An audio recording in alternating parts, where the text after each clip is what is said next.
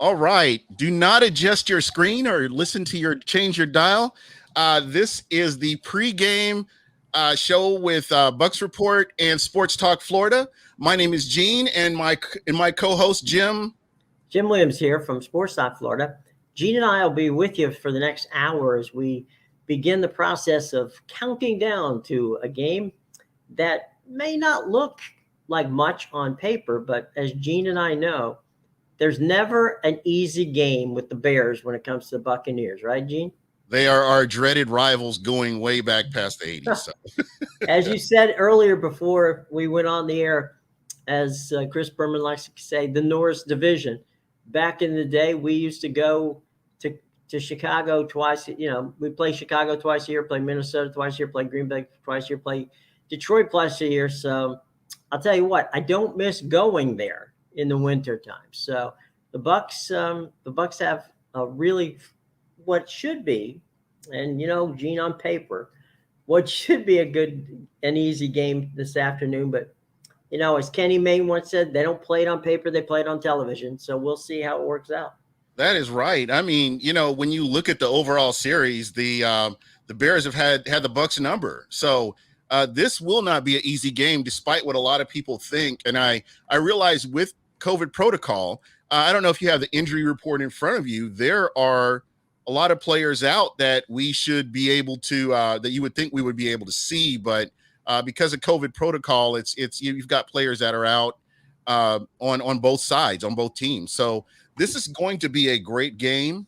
I don't think it's going to be the blowout that a lot of people think it will be. So just let's get in there. What are your keys for the game for you right now, right off the bat? Well, I mean, at the point that the one that concerns me most right at the moment is Antonio Brown.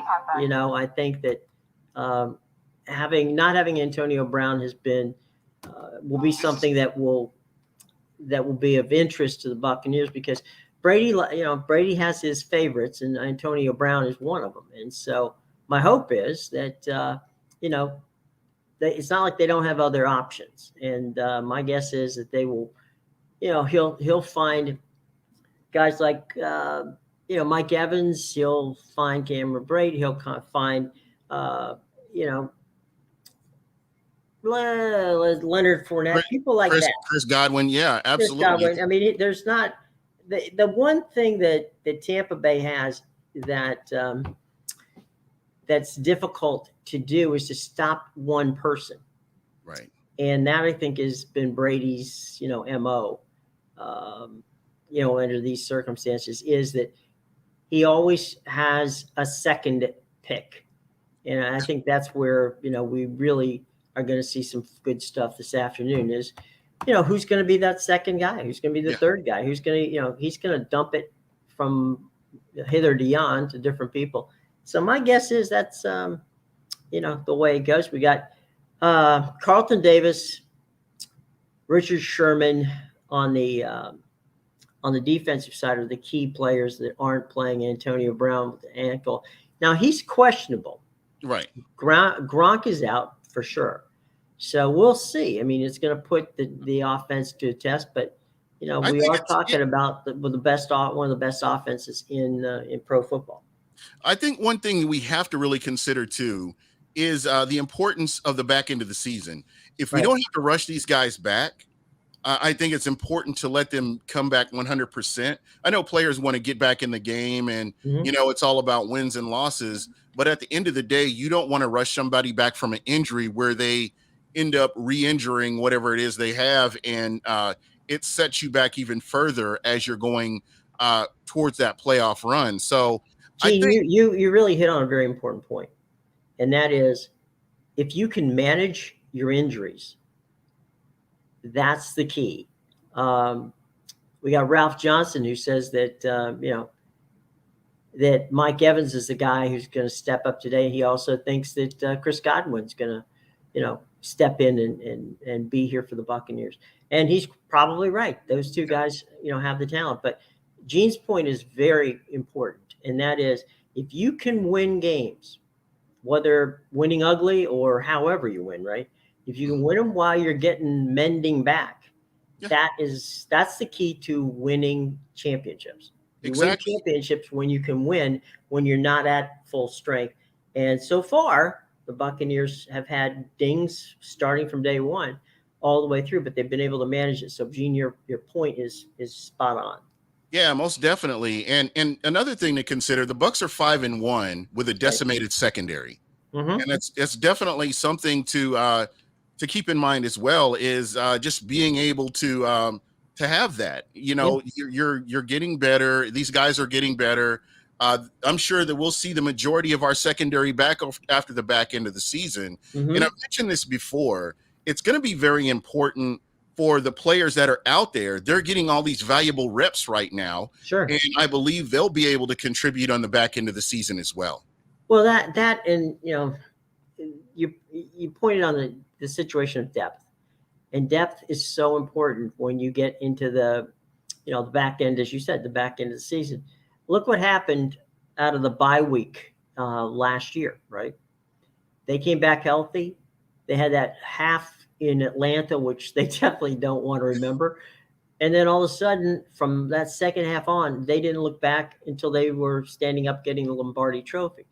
So, to your point, I don't think there's any question that the key elements here are the fact that the Buccaneers need to be able to continue to win, and win with win with the guys they got. And I think that's a lot of that's coaching as well. I Yeah, mean, you've got good coaches absolutely. who prepare these guys and are sitting there going, look, Richard Sherman isn't here, you got to make the play. Okay. And while we're on Antonio's this, not here, you make the play. really interesting. I just read this. Somebody had posted this on Twitter, and I guess one of the newscasters is kind of covering, what's going on around the league. I didn't Mhm. realize that Richard Sherman, because the cornerbacks coach is out with COVID protocol, Right. is helping to coach the secondary this week. Yes. Well, look, you got a 5-time Pro Bowler in Richards, in Sherman. It's not like, and he's got some young guys there. Mhm. So if Richard Sherman talks, I'm gonna listen, and I'm sure that they are too. Oh, And that just goes to show you, Gene, how important veterans are. And you know, a guy like a Richard Sherman wants to step up and wants to help out like that. You know, by yeah, all means. Ralph Johnson is chiming in. He says there's a whole lot of good teams this year. We cannot sleep on any team. We must play to win on every team. We must not take any team lightly. And Ralph, right from the jump, Gene and I have been saying we never take the Bears lightly. That would not be a good thing. yeah, Because if you do, you'll and be just you'll be wondering how you lost the game to Chicago. yeah, and people keep forgetting the Bucks are the defending world champions. Right. Every single team we face this year is going to bring their A game. Mm-hmm. Anything that they could do to beat the Tampa Bay Buccaneers is what they're trying to do here. So Mm-hmm. um, I wouldn't look at every game, oh, we're going to blow them out or we're going to beat them. These guys are coming to face Tom Brady. They're coming to face that Bucks defense that Mm-hmm. everybody's talking about. And those are times where you just have to prepare for each and every game. And Right. those are the games that certain teams lose because they lose sight that they are defending champions and these guys are Mm-hmm. coming to bring their best. Right. And it's like the best versus the best. You want to beat the best. And you know, we haven't seen many. Well, we haven't seen Carolina. We haven't seen the Saints. We haven't seen teams that are in our own division. And the Bears situation this afternoon. It's many coaches have told me over the years that they play the season in 4-game clusters, right? Four Right. quarters to get to your 16 games. And the old saying used to be, Ben Perry says it's our time. Ben, we hope you're right. The you know you win if you can win 7 out of the 8 games you play at home and go, win three more than you play on the road, then you're going to come back and be on a playoff team. That's the theory of the case. I don't think anybody expects the Buccaneers to go with only one loss this year. But No, you don't want it to be at home, and you don't want it to be against the Bears. I don't think the Bucs have had that defining game like we saw last year. That Chicago Bears game last year, where all the backbreaking penalties and Right. all the issues that occurred. That it was a winnable game, and the Right. Bucs lost that game. And it seems like after that, they kind of came together a lot more as a unit as they continued on their journey towards the postseason. So I think the Bucs just are continuing to improve in smaller increments, and like penalties, they need to clean. Those are things that self-inflicted injuries that are not self-inflicted problems is a big thing that they really need to work on to get cleaned up. You don't need to help the other side. Okay, Exactly. that's kind of the key here. And let's Ben say whether. Yep, you're right. I mean, whether I am on or not, and this is my team till the day I die. Well, there you go. Hey Ben, just we're talking to Gene about teams and with targets on their back. Well, Kansas City's had a target on the back today. The Chiefs are losing 27-3 with a minute and 43 seconds left to go in the third quarter to the Tennessee Titans. The Panthers. The Patriots are 34-13 up on the Jets. The Bengals are beating the Ravens by a score of 27-17. Washington is losing to the Packers 21-7. Atlanta is up on the Dolphins by 6, 20-14. And that's your early game scores at this point. Yeah, I mean Carolina in the third inning with a losing 5-3 there. That's just crazy. Yeah. It's like a baseball score there. Yeah. Well, wait a minute, 11-3. Excuse me. No, it's they're Tennessee is beating them 27-3. Okay, Carolina Giants. That game is very interesting right there. And what from your standpoint, what do you think? New York. There's so many unknowns about New York and Carolina. I think without Christian McCaffrey, you can't 100% depend on Carolina without him on the field. I really believe that offense was designed for Christian McCaffrey, and they just don't have the level of talent at running back. There's such a steep drop off after Christian McCaffrey that you don't know what you're going to get from week to week. It's you can't do that. You can't build an offense around you can't build an offense around one guy. That's not going to help you, especially building it around a back like McCaffrey. And he's not, we were talking earlier when you and I were working on the show prep about guys like Walter Payton. McCaffrey's not a Walter Payton, okay? He's going to get hurt. He's gotten hurt every year he's been in the league. He was hurt in Stanford, okay? Yeah. So that's, building your offense around McCaffrey, that's a losing proposition. We have to find out how Jameis is doing, and he has good days and bad days, just like he did with the Bucs. With the Saints. There's a lot of unknowns in this division, but the problem is there's a lot of talent in that division too. So any one of these guys lightning strikes, you never know what's going to happen. But that Giants situation, Cam Brown, who's one of the linebackers, is a friend, and they're fighting for an identity right now. Neither team in New York, either the Jets or the Giants, have a quarterback who either they believe in or is in any way, shape, or form going to strike fear into anyone. Right now, the big surprise in the East is certainly how the Cowboys are playing.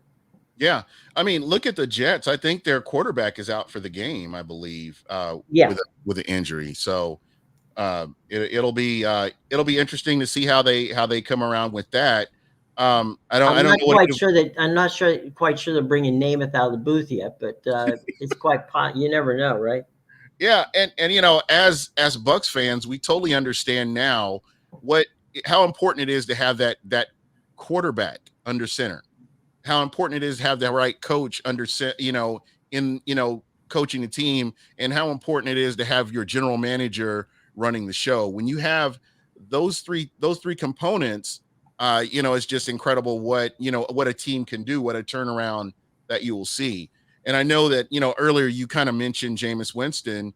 And again, I'll come on here publicly and apologize, but I think when somebody shows you who they are after 4 years in the season, Yeah. after 5 years in the league, you better believe that's who they are. So I understand Yeah. coaching. Yeah. Go ahead. I'm sorry. No, I was just going to say when you've got Bruce Arians, and look at who Bruce has coached up in his career. When you have someone give up and decide, okay, um, hang on one second. Sorry. No, The thing that was interesting to me about Jameis was that he didn't learn from his mistakes. And that was the same situation at Florida State. It was the same situation with the Buccaneers. And you want a coach, coaches, especially guys like Bruce Arians who pride themselves on coaching quarterbacks, they're going to go with you as long as you understand that if you make a mistake, here's what we have to do to rectify that problem. right.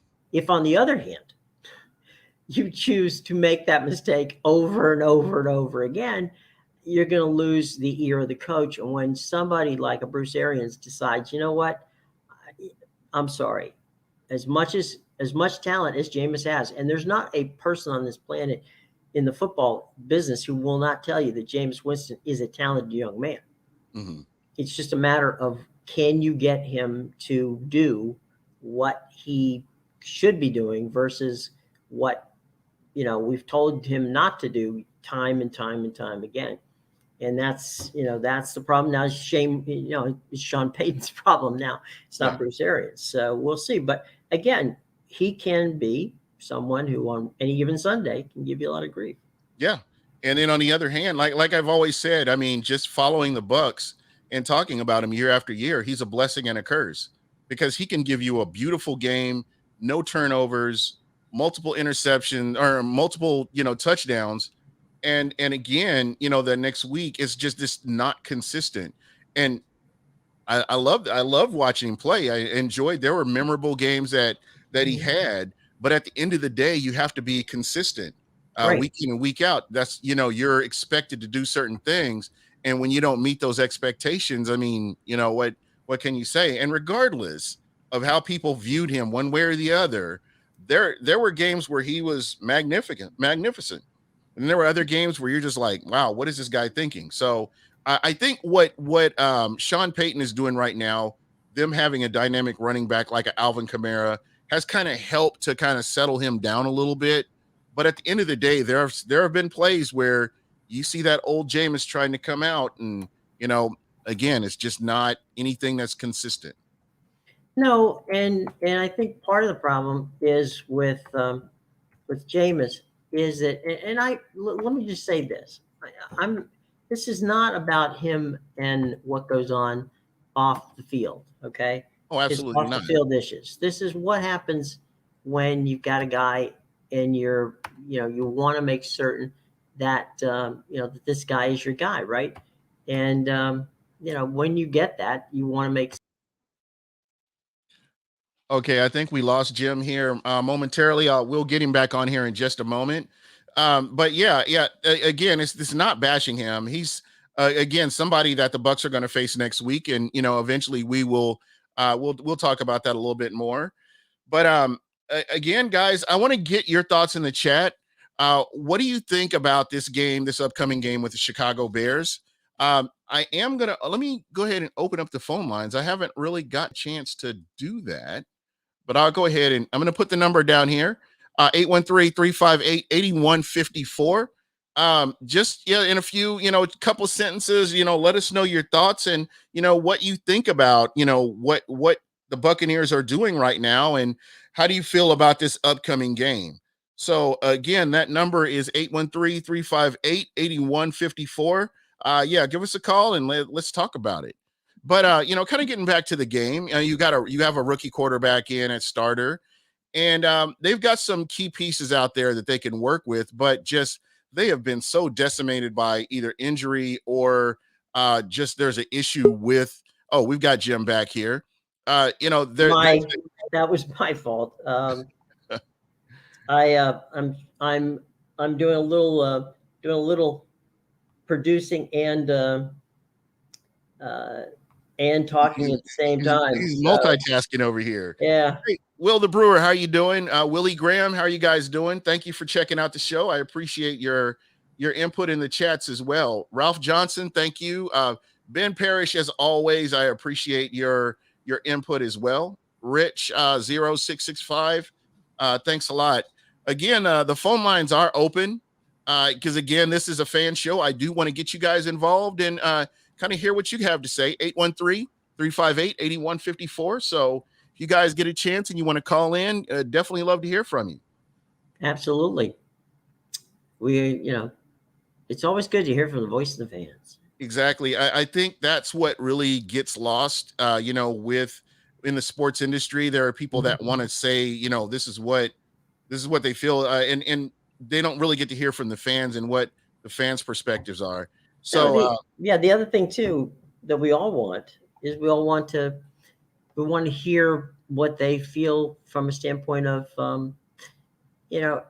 we each have our own little head in our own heads, what we think is important. And sometimes, it's always good to hear from a different perspective.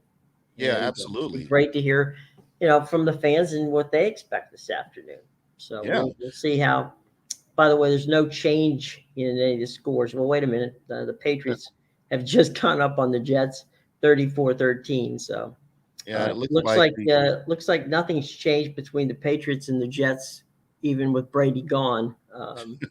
They could put jerseys out there without people in them and probably win that game. Yeah, there you go. Wow. And so the Giants are up 12-3. They got a rouge. What the heck happened there? Playing Canadian football. And the Bengals, that was a game that was kind of one of my upset specials right there was the Bengals Ravens game. Yeah. I do like what Joe Burrow is doing in Cincinnati. Mm-hmm. Yeah, it's a good point. And I think he's a dynamic quarterback. And I think once they get more pieces in there for him, this team's going to really continue to improve.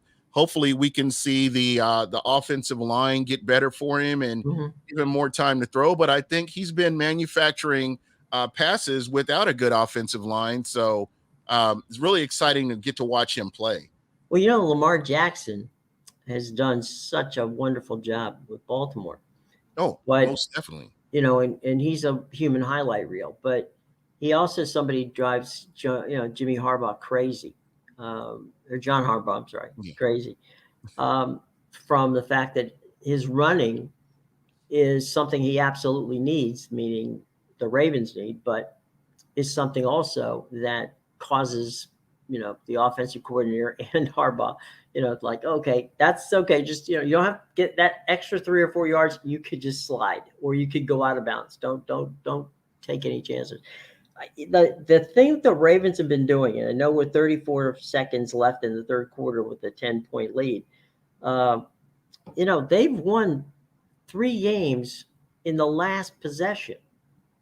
So this game ain't over yet, but you gotta like the Bengals, coming to M&T Bank Stadium, or as they know down on the Baltimore, front as the Russell Street Coliseum.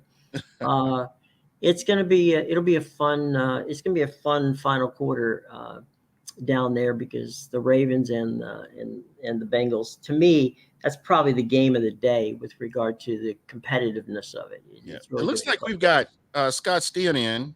We want to bring him on in here. Absolutely. Hey, Scott, how you doing? What's going on, guys? Hey, well, we're just sitting here talking about the Bears and the Bucs, and it's like Miami just scored. Oh, Miami just scored. Uh-oh. Anything to keep me from talking about the Chiefs would be much appreciated. Thanks. Scotty, why don't you're with Winners and Winers? Yeah, he's with Scott's with Winners and Winers. He's a fantastic handicapper. uh, and an all-around good dude who's not too far from Arrowhead Stadium as No. we speak. And Scotty, what surprises you in the early game so far? I'm surprised that the Panthers haven't been able to do more with the Giants. This Giants team is pretty banged up, especially on the offensive side. But the Panthers, supposedly Matt Rule is going to commit to run the ball this week, and that hasn't worked out too well with Chuba Hubbard. So we'll see how that looks going forward. Of course, I know you guys were talking about the Bengals, Ravens, right? And the Bengals defense had really good numbers, but they had them against really bad teams. So it was kind of an unknown quantity whether that defense was going to be able to step up and when they played a team at the next level. So far, they've been very successful. There could be a new sheriff there in the AFC North. I know it may be a little bit early for that, but they're certainly competitive right now. Well, the Bengals are on the Baltimore 8-yard line, first and goal. Yeah, so. getting ready to put it on them. Other than that, no, not much else is surprising. The Falcons Dolphins, pretty good game between two pretty bad teams. Washington was able to hang with the pack for a while, but of course, the Chiefs' utter inability to get anything going on the offensive side of the ball, that's a surprise. Their terrible defense, not a surprise, but the Mahomes continues to be a turnover machine, and there's real trouble here in Kansas City, no question about it. What do you think about go ahead, Gene. In your mind, do you feel like its defenses are actually catching the ball? Because I've seen Mahomes since his rookie year has thrown passes and defenses are not catching those interceptions, and they're just incomplete passes and they just kind of go on down the field. I'm seeing a lot more of the catches this year. He's been the same. This is the same Mahomes we've seen year after year, but I just feel like defenses they're catching the ball this time. Yeah, and some I'll go ahead, Gene. Oh no, you're finished. Go ahead. Well, some of that is absolutely true, and he's also trying to force some passes that he hasn't tried to do in the past, just because I think he really feels like he has to do it all. And honestly, he's not wrong. But that interception he threw in the first half of this game, trying to fit it in a tight window there, I don't know that that's a pass he tries in the last couple of years when he has a little more faith in the defense. But you're absolutely right. He has had a lot of dropped picks over the course of his career, and I think some of that is catching up with him this year for sure. What about the late games? Anything pique your interest in the late games? Well, I'm anxious to see how that Tampa Bay team responds to missing a couple of big pieces there. Of course, missing Gronk is certainly a problem, but I'm more worried about that team that's missing Levante David. Luckily, the Bears are going to be without Hicks, and the Bears are without any kind of a competent offense. So I think Tampa Bay is able to keep it going there. I think that's going to be a low scoring, grinded out type of affair. And then you've got the just a couple of games with really shouldn't be competitive as far as the lines go, with the Cardinals and the Texans and the Rams and the Lions. It's the Jared Goff revenge game as he that's what I was gonna say. I mean, LA. Your quarterback, you took my quarterback, I took your quarterback, and now what do we got? I have to be honest. I put the Texans on a teaser at plus 24 points. I just couldn't resist. I just couldn't resist getting 24 points in an NFL game. 24 points? Yeah, I teased it from 18 to 24. So I got to write this down. I write these things down. Okay. Outstanding. 24 points. Yeah. Good Lord. Yeah. Did they expect them to miss the bus? What did only half the teams get? I just don't think. And I know you'll have games that finish at a higher differential than that, but I think on the whole, one NFL team is not 24 points better than another NFL. No. I'm sorry, it's not Alabama playing Vanderbilt. These guys, I was gonna say, for your benefit, my friend, it's not a Big 12 game where you got two teams that might score 50 points on each other. Yeah, absolutely true. So what about this Colts Niners game? What are your thoughts on that game? That's kind of a toss up there. It is, and it's going to be interesting to see Jimmy G back in the saddle for that one. And I think there's value on the Colts as far as the play goes. The odds makers are basically telling us that at 3.5 that they think this game is just about these teams are just about even, giving you about 3 points for the home field advantage. And I'm not sure that this Colts team isn't a little bit better. Now, they are going to be missing a couple of big pieces in T.Y. Hilton and Jordan Wilkins. And those are, of course, Paris Campbell is still out. So that's going to be a problem as far as who they get the ball to. For me, if San Francisco can stop Jonathan Taylor, they're going to have an excellent chance to win this game. But I think the Colts are going to have a little something for them. I like the Colts in that spot in another kind of low scoring, grinded out game. Scott, yesterday we had some wild finishes in college football with, Penn State going 9 overtimes in that game with Illinois. We had that wild one with Miami winning 31-30. We had all kinds of crazy going on. Right. Anything pop up in your mind yet from yesterday that was a surprise? Well, the fact that I am a terrible college football handicapper yesterday. I had a good day on my free picks, but as far as my premium service goes, I did not have a great day. So, I'll tell you kind of a game that was under the radar, but was a stunning outcome was Rice beating UAB. UAB went into that game as somewhere in the neighborhood of a 23.5, 24 point favorite, and Rice beat them outright. So to me, that was a big surprise. Alabama struggling a little while with Tennessee before they ultimately kind of got up and over the number. That was a thing. And Ole Miss probably better than just about anybody in the SEC except for Georgia and Alabama. So I like watching that team with Matt Corral. I've still got a nice futures ticket on him to win the Heisman. So I'm rooting for Matt Corral quite a bit. Well, and you got a really good deal in Lane Kiffin, right, getting back in the saddle up there. And he's doing a lot of good stuff at Ole Miss.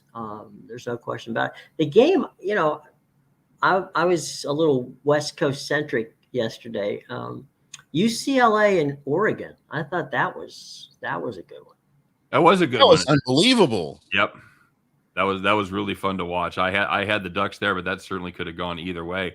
I'll tell you one of the bigger surprises, and this is, again, right in my neck of the woods, a game, gentlemen, you could have gone to for free. They actually put out the KU game. They put out a tweet that said they had opened up admission to anybody, and KU shutting out Oklahoma for the first half, that to me is probably the stunner of the day. Because that KU team, they are awful, boys. Rock chalk. Yes. No, Chuck. Yeah. So it was free to go to the game. Yep. And that was a good game. I mean, it turned out to be a pretty decent game. It was a great game. And one of the more heads up plays you're ever going to see as far as being able to get that ball out of his hands and complete the fourth down play. I'll tell you what, at the end of the day, going out there, getting to see a game like that might bring you back to see another KU game. That's right. The first one's always free, right? That's right. That's what happens. Hey, why don't you promote that? Scott has a fantastic daily show, and he and his partner, they do an outstanding show. So shameless plug, Scott. Give us your shameless plug. I'll do it every weekday at 3 p.m. Eastern, 2 p.m. Central Time. You can join me and my partner, Scott Reichel, as we do a little show we call Heading Back to the Window with Scott and Scott, where we break down all of today's all of today's action and take a look at what went wrong, what went right from the previous day, and give you our best plays for that day, as well as our very best play in a segment we call Bet the Farm. So the Bet the Farm segment is my favorite. Well, it's always good when we're hot, and we were pretty hot the last couple of weeks, so we're picking up a lot of farmland. That's always a good thing right there, right? It's a very good thing here. That's all right. So, Scotty, you think today is a good day for the Buccaneers then? I do. I do. I don't think it's going to be a particularly challenging situation for the Bucs. I'm looking. I'm looking. My plays are on the total, and I'm looking for it to stay low. I think there's going to be a lot of long possessions that may or may not pay off with touchdowns. There could be some field goals involved. This Bears offense behind Justin Fields, he's a work in progress. He may be the man someday, but that day ain't today. And I think the Bucs defense, when you start with the fact that nobody can run the football against them, that anytime you can turn a team one-dimensional, especially with a rookie quarterback, it's probably going to be a long day for that team. And I think the Bucs will do fine.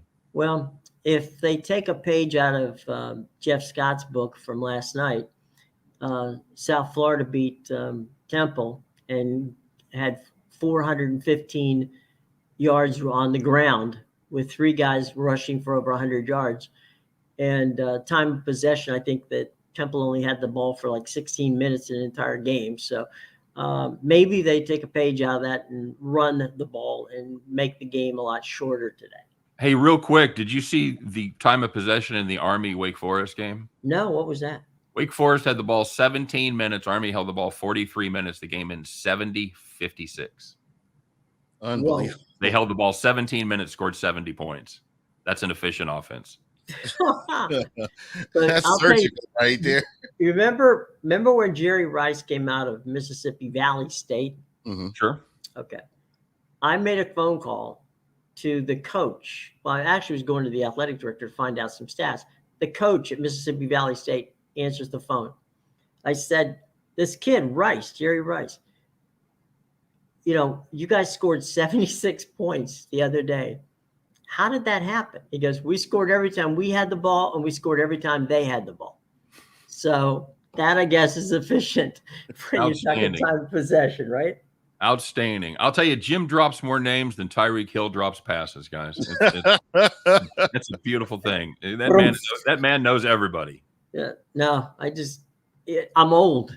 So, it works that way. Scotty, thanks so much for coming by. Really appreciate it. Tua gets the first dropping down. some fun knowledge with us. Again, Winners and Whiners, check it out every Monday through Friday, 3 p.m. Eastern time for the live show.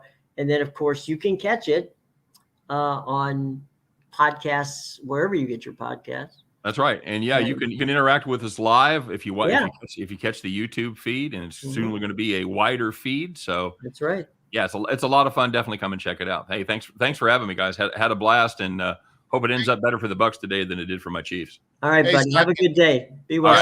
I definitely want to get you on my show on Wednesday, so I'll link up with you and see if we can make that happen as well. Have your people call my people, Gene. I'm down, buddy. We'll make it happen. All right, man. Thanks, guys. Have a good one. Take care. Bye, buddy. So yeah, he and Scott do a fun show every day, and they drop a lot of fun knowledge on people. So it's good to catch up with Scott. He when you've got somebody who's been a handicapper as long as Scott has, he does come up with some wonderful little nuggets that we might not look at. So, it's interesting. I've never really gotten into sports betting. I think I go back to college. It was the last time I really got into it. But I think with the big push to make this mainstream, I've seen a lot of people, talking about it and just trying to at least educate myself on it. I enjoy talking to people. It's not my strength. So I wouldn't like if you talk to me about cryptocurrency or the stock market, I would have a better conversation for you. But just this right here, I'm still learning it. So it's a work in progress for me. Well, it's funny because how many years has it been that the leagues have said, no, we don't want to be anywhere near gambling. Oh no, nothing, that whole situation with regard to even giving a point spread. That used to be, no, don't do that. Yeah. And now you've got the teams have linked up, and they're part of, they've made arrangements with Caesars and with MGM and all these different, gaming companies. Of course, we all know about DraftKings and all those guys. And So it's now become a mainstream situation. I strongly would suggest anybody out there not to quit your day job and go into the business of on betting on sports, because if you look at the guys who, Gene, it's crazy. The guys who actually do this for a living, right? They'll bet. You're not going to see them betting on the top 25 in college football. They're going to bet on the Ivy League. They're going to bet on Liberty. They're going to bet on. These are locks because they never, the chances of Harvard beating, Penn, pretty good chance. They've done it for 6 years. They're probably going to do it for 6 more years. Okay.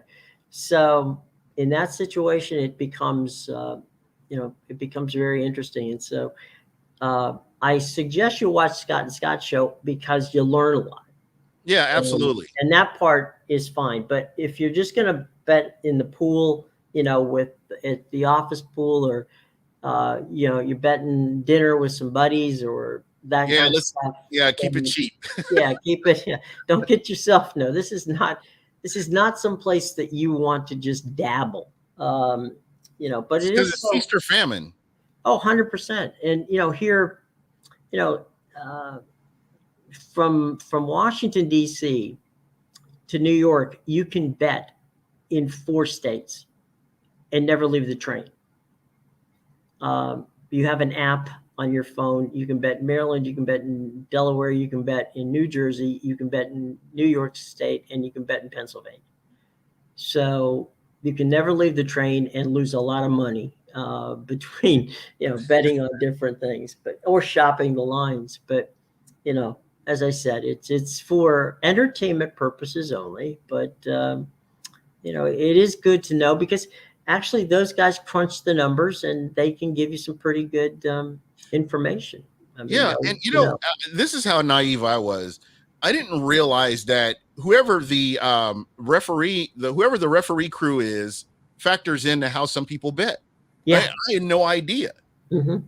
Because if you think about it and you're watching football, the refs aren't really supposed to factor into how a game is called. I mean, to the average person that's watching, you would think that would be the case, but there are certain trends, and I've been watching very closely how certain referee crews call games. Right. And there's so much inconsistency.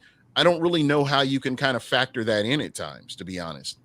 Well, I know, for instance, we're talking about baseball. Of course, now we got the Astros and the Braves in the World Series.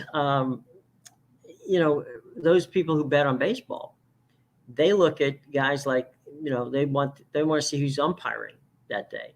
Right. Because, for instance, if Angel Hernandez is behind the plate, they're going to get a high strike. Yeah. If Joe West is behind the plate, you have the strike zone, might be in the other batter's box. I mean, so it just depends. It might be way over. Yeah. So wait a minute, but yeah, you do get inconsistencies. There are officiating crews where, guys are quicker with the flag than other guys are. And so the same thing with the NBA. You get guys who are quicker with the whistles and call fouls when other guys tend to just, hold it and let them play. Do you think that we are ready for technology to be involved with officiating to kind of add some integrity? Not so much integrity, but to kind of help the game along, I guess you would say. Yeah, I think that, the Florida State League, specifically at Steinbrenner Field in Tampa, they tried the umpire, the home plate umpire camera situation, which is much like the same thing you would see in tennis, right? Right. For 5 years now, we've seen tennis where they go to the automatic replay to decide if a ball is in or out. I think that's really going to be something that's going to get some serious consideration in Major League Baseball from a strike, and ball category, because in theory, right, the letters, between the letters and the knees is where a strike is. And, umpires have a very liberal concept of what a strike zone is in professional football. It might be a call. Well, we've seen a lot of it more from a standpoint of controversy, more on whether or not there's pass interference or not, or Right. whether or not there's somebody. Did a guy fumble the ball before they hit the ground, or did they hit the ground, or what goes on, or spearing because leading with Yeah, your head, target. because Yeah. if you target somebody and if you're a defensive guy and you've been taught, okay, I need to tackle, and all of a suddenly that guy that was standing up is on his way down, and you hit him there, and you didn't really go to hit him that way, but so you're now psychologically having to decide, did this guy actually try to target him, or did he lead with his head, and he got he was going to hit him in the Wow. get him around the stomach, and ended up hitting him in the head. So Quick update. Looks like Mahomes may be out with a possible concussion. well, is the way they're playing, I don't think. Well, hopefully, it's a good thing we get Scott off the line, because he poor guy, is probably in. Oh, that's just got to be the worst right there. Yeah, we got an update on the Falcons. The Falcons are 27-21 up on the Dolphins. Packers are beating the Washington football team 24-7. The Bengals 34. Just scored again. Sorry? The Bengals just scored again. Yeah, 34-17. The Jets are getting crushed by the Patriots 41-13. Tennessee and Kansas City staying the same at 27 to 27-3. And I'm looking. Where's the? Real quick, whoever just called, if you could try to call back in, I would appreciate it. I'll try to get you on here. I do apologize about that. It's kind of I'm actually watching the game and keeping up with everything right now. Rich said that Cincinnati just scored again. Oh my goodness. Nestor Cervantes, how you doing, my friend? Thank you for checking in with us. And it looks like this is crazy. The Giants are beating the Panthers. I did not expect that at all. What's the score on the Giants and Panthers? I can't. 18-3, and it looks like Sam Darnold got benched. So some things never change. Yeah, and it looks like PJ Walker is in. Well, now the Giants are in trouble. PJ Walker is taking over. Exactly. Natural. There you go. Okay, hold on. I think we've got a caller here. Let's see if I can make this work. All right, you are live on Buck What You Heard. Who are we talking with? Your number one caller. What's going on, fellas? C. Smitty, how you doing, my friend? Good. I'm just having a good old time watching these teams fly out here. Sam Darnold got benched already on through for 94 yards. Couple of bad turnovers. Mahomes, whole different quarterback when they catch his interceptions finally. Yeah, you were saying that before the season even started. And that's what and once we got the all 22, and I can kind of go back and watch some of the games last year, I saw a lot of what you were talking about. So shout out to you for pointing that out, early on. So this is crazy. How everything's gone. You know what I say? First 4 or 5 games, you're weeding out the contenders from the pretenders, and we're starting to see who's kind of coming around to. Some teams are getting healthy, and other teams are decimated by injuries. So it's going to be interesting to see what this team does. And I know they didn't just score again. Hold on. Devontae Booker it looks like the Giants just scored again. Yeah. Wow. Unbelievable. Yeah. I thought the Panthers were the team that's supposed to be competing against the Bucs. Exactly. I thought they were. That was the hot take media said. Yep. And then here, Matt Ryan just fumbled the ball, and it looks like Miami recovered. So you know what, gentlemen? Speaking of Miami, I know everybody loves to bang on Tua. I'm not saying Tua's going to be Tom Brady here, but can we blame this coaching staff on Miami? Absolutely. How they did them last year, yeah, and how they absolutely this year. Yeah, You're spot on. I mean, why not have Ryan Fitzpatrick play out the year? Let your rookie quarterback get up to the speed of the NFL and bring him in fresh next year. And that helps your coaching. Yeah. And that brings that helps your coaching staff too, because you're saying, hey, this wasn't our guy. Our guy was sitting, and he's going to need a little bit more time to adjust to the speed of the NFL. And it does help with the quarterback psyche when when you're not taking him out and putting him back in and all this. There was just too many moving parts, and he really hasn't benefited.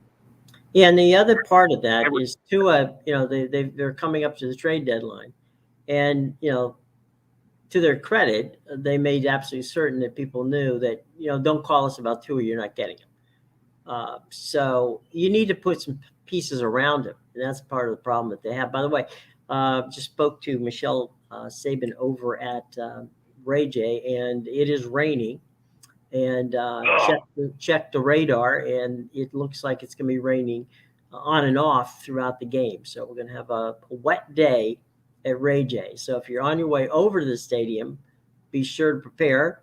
And if you're watching the game at home, be prepared to see some balls slipping out all over the place. Yeah. But that goes to what Scott had said earlier, that hoping to see more of a ground game and more of a slow down road attack. Maybe that's what we're going to see under the circumstances. The last time we had a rain game was, of course, when they played New England a few weeks ago on Thursday night, or on Sunday night. I'm sorry. So I really hope we get to see more of Leonard Fournette, and I hope we get to see the Leonard Fournette we saw last week. Right. That's kind of one of the LSU Leonard Fournette. Yes. Exactly. Yeah. And guys, one thing I'll give his team credit for his team building, and it kind of ties into the Dolphins in a way also. The quarterback was getting the hell beat out of him, but what do you do in the draft? You trade up for a receiver. I know Waddle is good. I love him. Yeah. He had Sewell and Rashawn Slater on the board. And you drop the receiver, and your quarterback still getting killed. So what is Deshaun Watson going to do that? Hell, we don't even know Deshaun Watson is going to end up in prison, and you're going to sell the farm. Can you wait till that first before you make a trade for him? No. It's one of those things where, do you ever notice that when somebody wants to make a trade, it's always taking someone that they don't like and trying to push them to another team, as if that team has to have that person.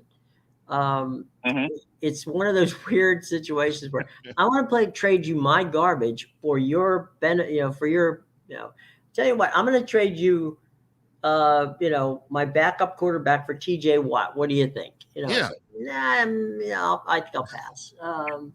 It's always that kind of situation. It's crazy. It boggles your mind.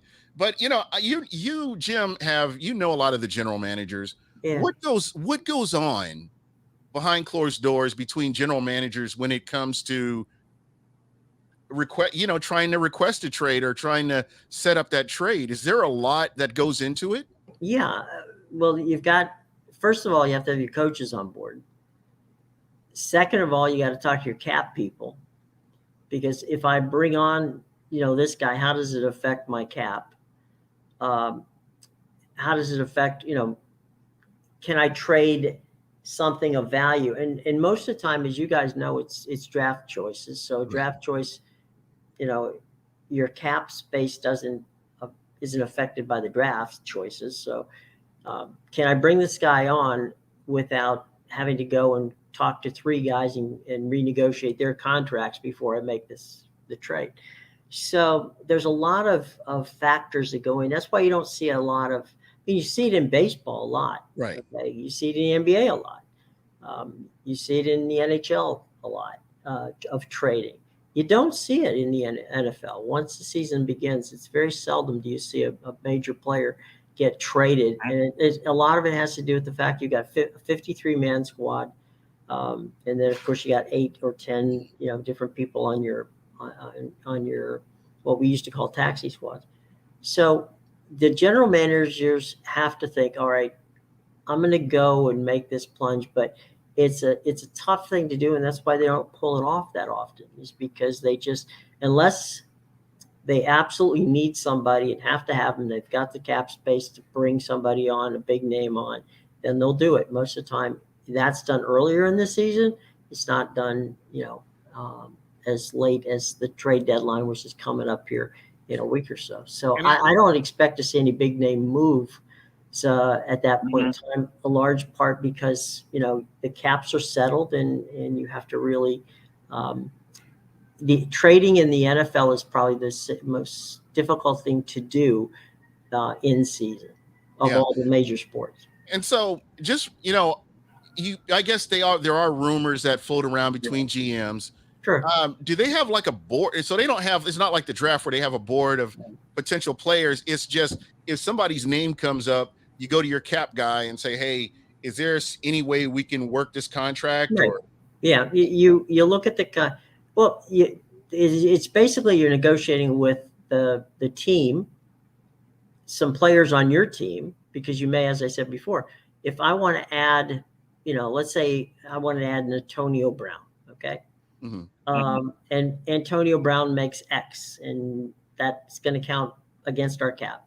I go to our cap guy first. He says, fine, we can do this, but we have to, we're going to have to renegotiate some contracts. Well, then you go to a couple of players and you say, hey, look, can we, do this for the benefit of the team? More often than not, if this is going to help the team, you're going to find, willing players who are going to say, fine, we'll renegotiate the contract. It's a lot easier to do that, though, at the beginning of the season or after the season's over. In mid-season, you can't renegotiate contracts. So that's where the cap. And that's part of that's part of your collective bargaining, right? Right. Okay. I mean, think about it. It's like, you and I, sitting down with our boss and in the middle of a project saying, we really would like to finish this project, but, we're need to bring in an outside consultant. So we need a little extra money, or are we going to take less money? It's like, no, that doesn't work. So no, there's no negotiation of that during the season. So it makes it really, it's the general manager, the cap and guy and the coach really saying, this is a certain person that we have to have, or certain, three people. We'll take one of these three people we have to have. It's going to help us. Real quick, Cincinnati just hung 40 on the Baltimore Ravens. Score right now is 40-17. Oh my goodness. And I didn't see that one coming. I don't think John Harbaugh saw it coming either. But you're going to have those games, and in that division, that's a crazy division. It's a tough division. Miami just tied with Atlanta. There you go. Well, we want them to beat Atlanta because they're in the division. So. Yeah, the extra point is yet to come. So. Oh, wait a minute. The extra points aren't what they used to be. They're exactly. Not anymore. Hey, you got to cross your fingers and get your little prayer beads out and get your candle ready and everything. It's like watching, Dustin Johnson make a putt. You're like, come on, dude, come on. I don't know if it's going to happen or not. Yeah, it's 5 feet. Putt it in. There was, you see him doinking them off the crossbars and hitting them off everything. So unbelievable. Hung 40 on him. Nobody saw that coming. Nestor's talking about the Brewer. And it looks like Miami has taken the lead. The extra point was good. All right. So we'll see if Dolphins. Let's see if we have the Matt Ryan of or the regular Matt Ryan coming in here. Well, he doesn't have Julio Jones to throw to, so he's going to have himself a treat. Oh my goodness! In Kansas City, oh wow, this is ugly. 27-3. This is ugly. The people they're gonna. I got to tell you, Arrowhead is one of the greatest places to watch a football game. If you go, maybe I'm biased. I think I may be biased because I've been there. I've been to a few games. Yeah.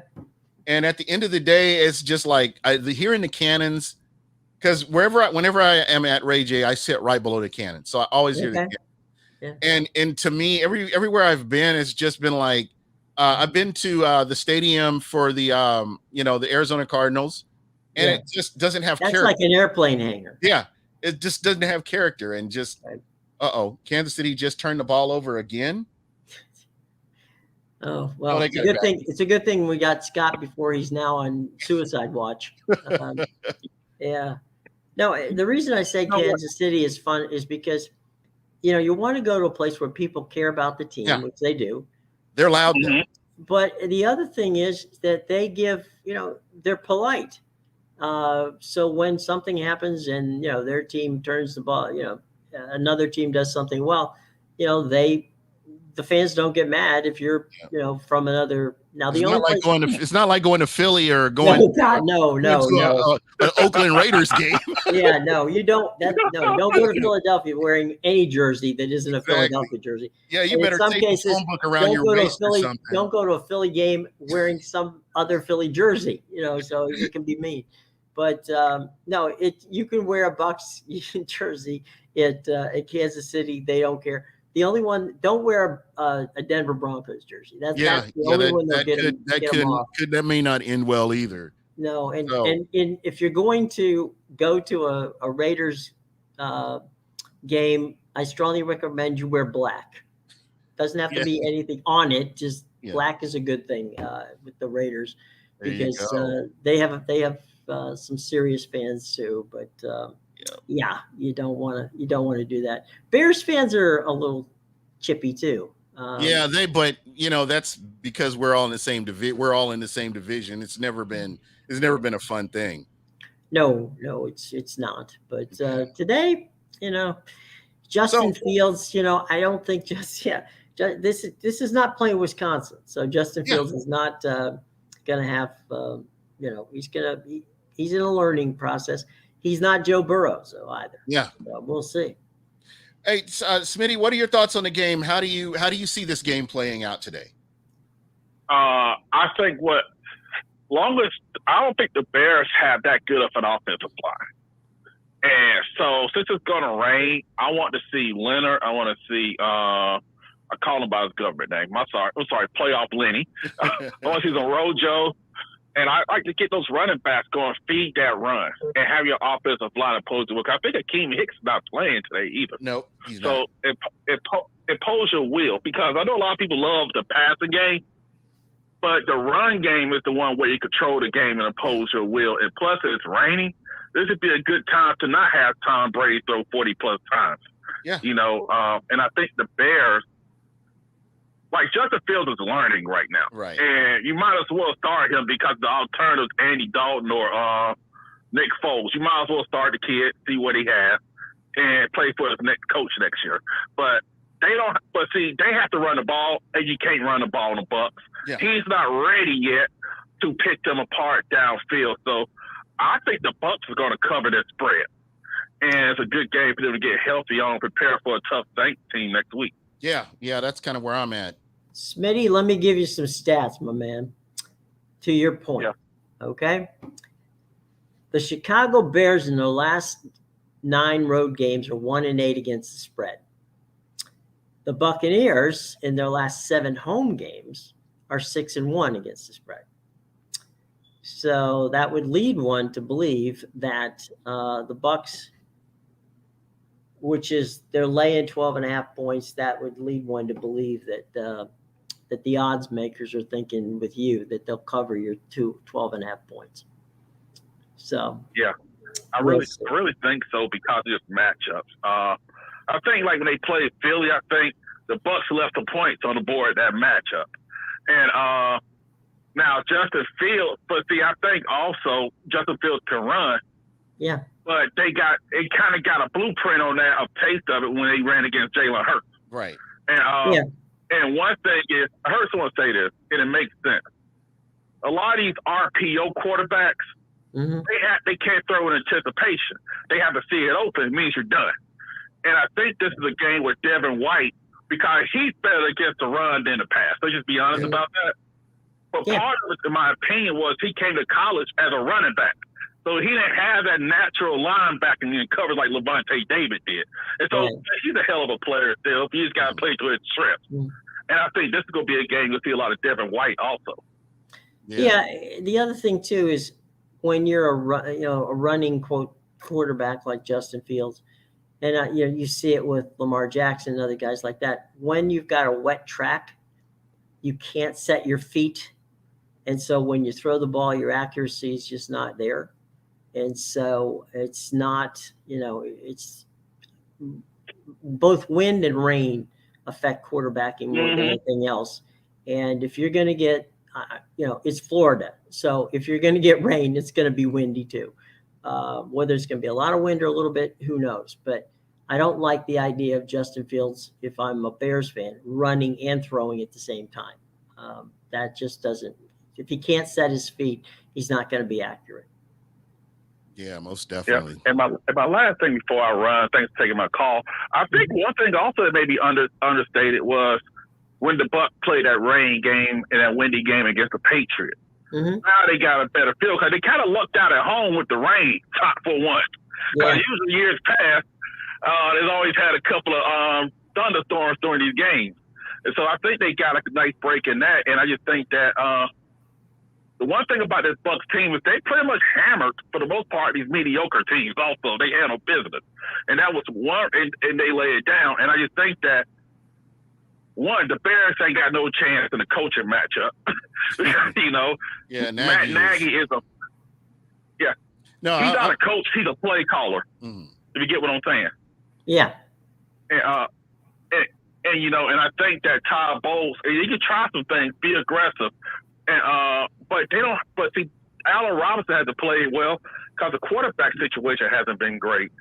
And I just think that the Bucs just impose your will.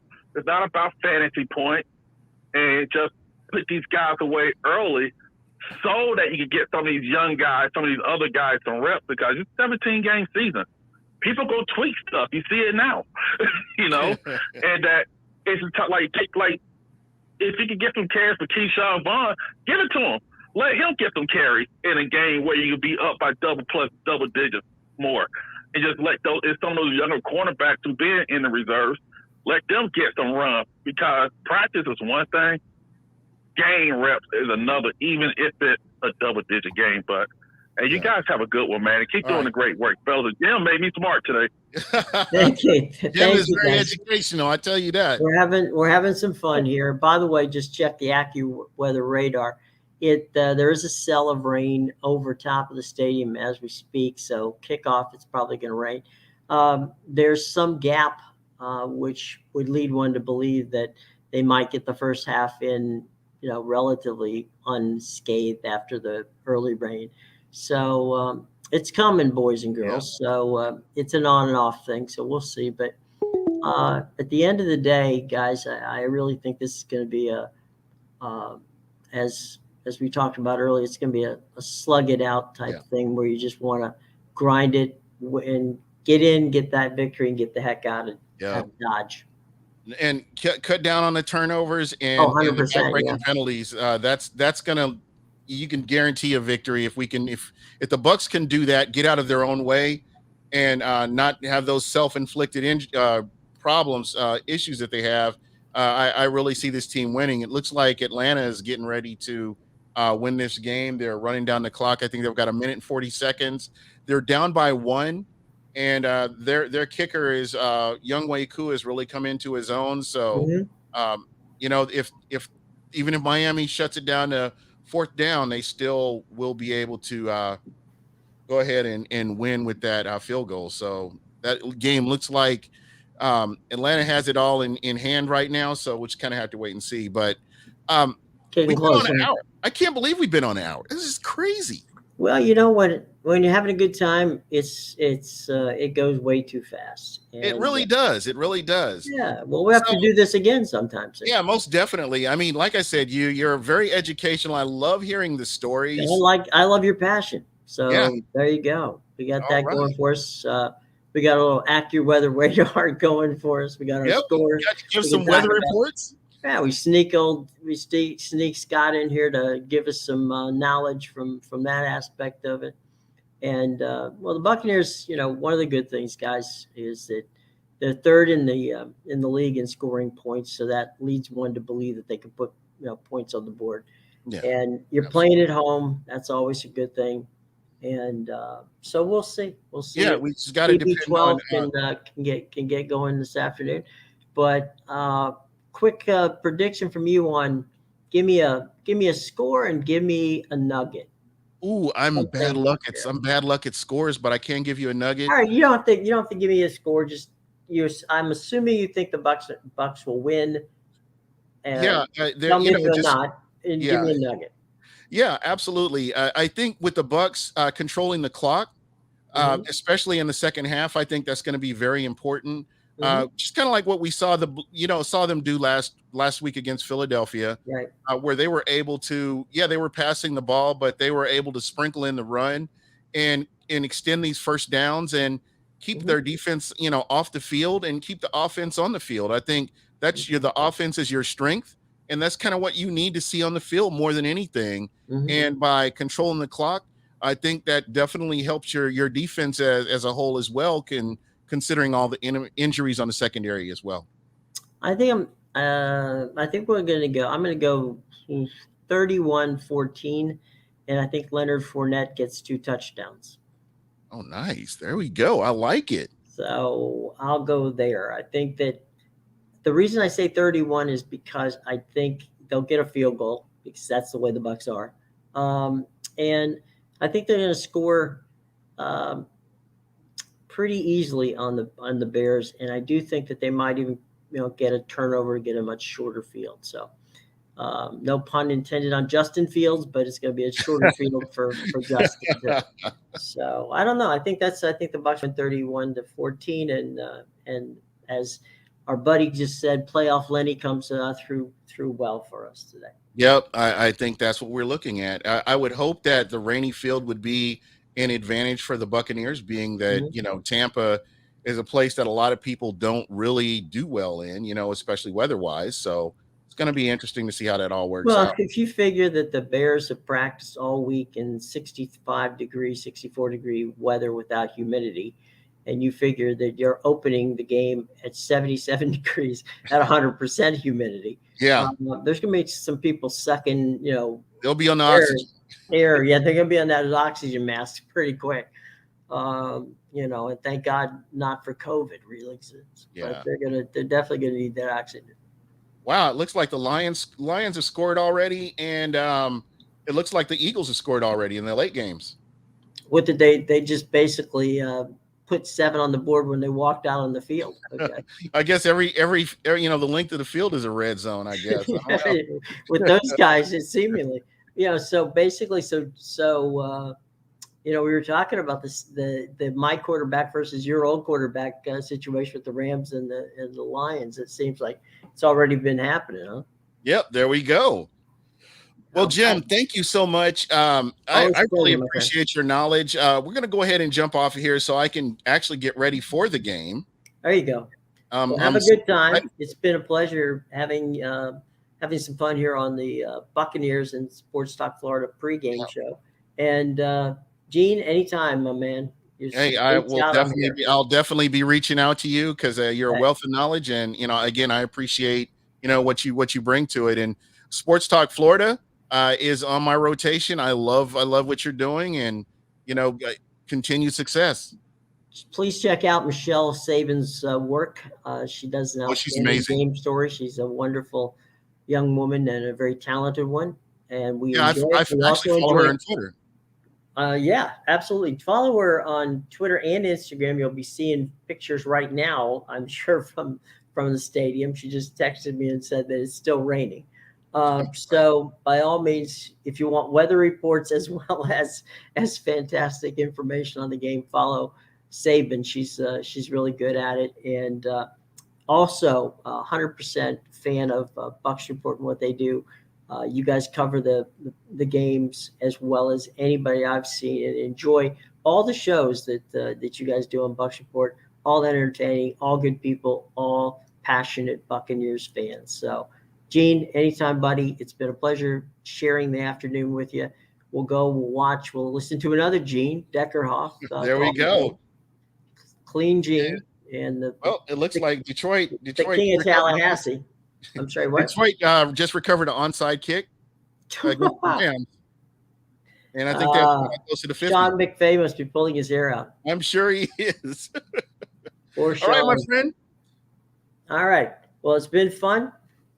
Until next time, Gene. Take care. All right, let's go Bucs. Let's get that win.